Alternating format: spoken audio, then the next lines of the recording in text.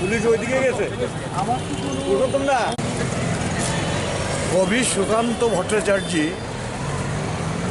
আজ থেকে প্রায় 70 বছর আগেই একটা কবিতা লিখেছিলেন, পাখি সব করে রব রাত্রি শেষ ঘোষণা চৌদিকে। কিন্তু আজকে এত অর্ধ শতাব্দী পেরিয়ে গেছে কবে, এখন পর্যন্ত পাখিরা রব করে যাচ্ছে রাত্রির শেষে যে সূর্য ওঠার কথা তা এখন ওই ভারতবর্ষে ওঠেনি।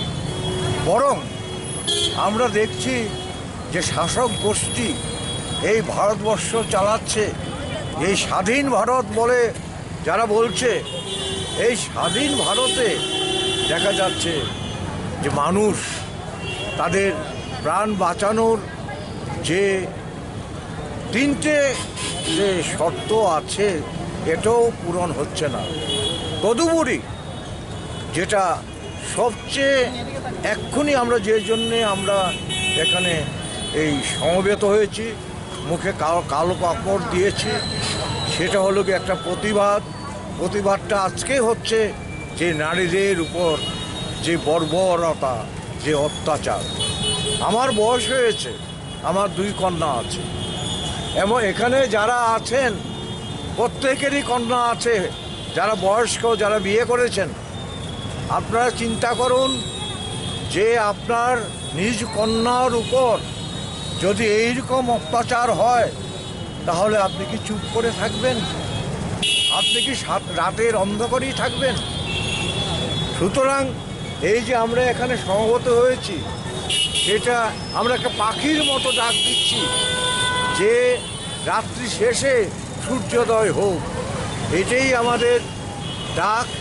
এবং আমরা এটাই সবাইকে বলতে চাইছি যে আপনারা প্রতিবাদ করুন, প্রতিবাদে মুখর হয়ে উঠুন, যাতে এই নারীদের উপর এই বর্বরতা, শুধু আজকে আমরা মনীষার কথা বলছি না, সারা ভারতবর্ষ জুড়ে নারীদের উপর যে অত্যাচার চলছে তাকে বন্ধ করতে হবে।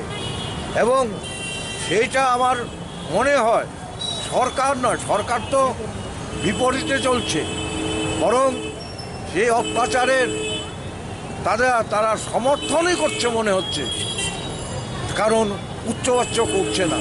সেইখানে আমাদের এই উচ্চারণ করতে হবে যে আর নয়, এইবার প্রভাত আসুক, সূর্যোদয় ঘটুক। হচ্ছে সেই পরিবারকে নাকাবন্দি করে রাখা হয়েছে। আমরা এই প্রতিবাদ থেকে একজন নাগরিক হিসাবে আমরা এই দেশের মায়েদের, বোনদের ইজ্জত নিয়ে চিন্তিত। এদেশ নারীদের জন্য নয়, বিজেপির রাজত্বে, গুন্ডাদের রাজত্বে ত্রিপুরা রাজ্য, উত্তরপ্রদেশ নারীদের জন্য নিরাপদ নয়। আমরা সবচেয়ে অবাক হয়ে দেখলাম ডিএম এর ভূমিকা। ডিএম সে নির্যাতিতার পরিবারকে ধমক দিচ্ছে, মা বাবাকে ধমক দিয়ে চুপ করে রাখতে চাইছে। প্রশাসন নেমে পড়েছে সমস্ত রকম প্রতিবাদের মুখ বন্ধ করার জন্য। এই হচ্ছে যোগী রাজত্বের নমুনা, এই হচ্ছে মোদী রাজত্বের নমুনা। আমরা দেখলাম আজকে আগরতলা শহরে গিয়েছিলাম আমি, ক্যান্সার হাসপাতালে এসিড আক্রান্ত একটি মেয়ে গত 5 দিন ধরে চিকিৎসা হচ্ছে। প্রতিদিন তার 3000 টাকা করে চিকিৎসার খরচ হচ্ছে। সরকার তার পাশে নেই, প্রশাসন তার পাশে নেই, এখন অব্দি কাউকে গ্রেপ্তার করার খবর নেই। তাই আজকে এই দমবন্ধকর অবস্থার মধ্য দিয়ে একদিকে সরকার, প্রশাসন নারীদের নিরাপত্তা দিতে পারছে না, যারা ধর্ষণ করছে তাদের পাহারা দিচ্ছে, ধর্ষিতার দেহ ডাকাতি করে রাতের গভীর অন্ধকারে পুড়িয়ে দিচ্ছে, সমস্ত রকম প্রতিবাদের মুখ বন্ধ করেছে। আমরা আর নয়, এর সব কিছুর শেষ আছে। আজকের এই প্রতিবাদ এই প্রতিবাদ এখানে গুটি কয়েক মানুষের প্রতিবাদ নয়, সারা ভারতবর্ষ জুড়ে প্রতিবাদ হচ্ছে। এইভাবে আমার ঘরের মা বোনদের, আমার ঘরের শিশু কন্যাদের হত্যা করা হবে, ধর্ষণ করা হবে, এটা আমরা ভারতবাসী কোনোদিন মেনে নিতে পারি না। আমরা বলছি সবাইকে এখনই সময়, উপযুক্ত সময়, প্রতিবাদে গর্জে উঠুন। এই মুহূর্তে যদি আমরা প্রতিবাদে গর্জে না উঠি তাহলে কিন্তু আগামী দিনে আমার আপনার ঘরেও এই ধর্ষকরা হামলে পড়বে। তাই এই প্রতিবাদ আমরা জানাচ্ছি, এই প্রতিবাদ শেষ নয়, এটা শুরু।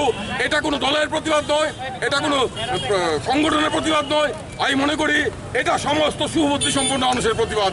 এবং প্রশাসনকে, পুলিশকে যেভাবে সারা দেশে, আমাদের রাজ্যে গণতন্ত্রকে হত্যা করার জন্য ব্যবহার করা হচ্ছে, তাকে আমরা ধিক্কার দিতে চাই।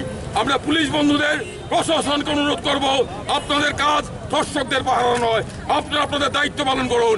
যারা মায়েদের, বোনদের ইজ্জত নষ্ট করে, ধর্ষণ করে, খুন করে, তাদের গ্রেপ্তার করুন। না হলে কিন্তু আগামী দিনে আমরা মানুষের প্রতিবাদের সম্মুখীন আপনাদের হতে হবে।